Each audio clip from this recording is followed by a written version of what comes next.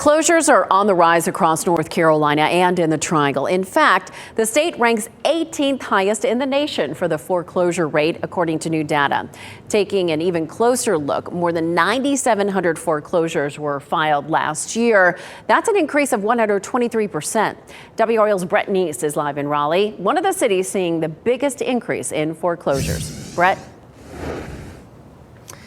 Deborah, last year, Raleigh area foreclosures soared 149%. That's compared to filings in 2021, according to a real estate data company.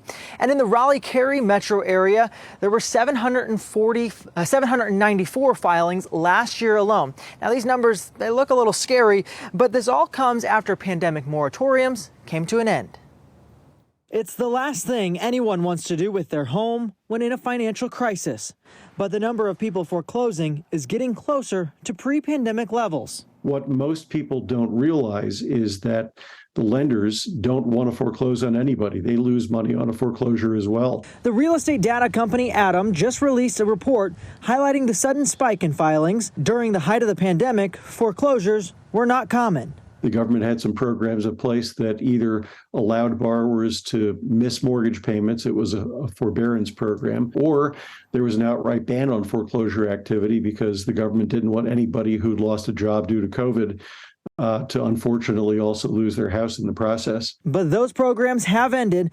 The number of people foreclosing on their home is not quite as high as it was in 2018 and 2019, but in the last few months, Triangle Family Services has seen a jump in the number of people coming to them looking for help. We've been assisting with loan modifications, loss prevention, modifications to their loan servicers.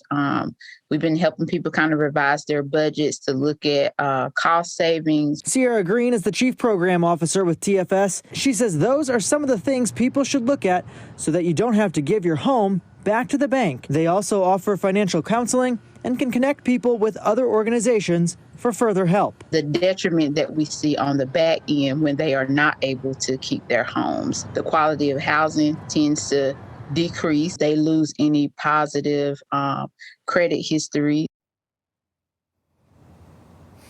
And that analyst tells me another way a lot of people can avoid a foreclosure on their record is by looking at selling it. That way you don't do any significant damage to your credit. Deborah. Brett Neese live in Raleigh. Thank you, Brett.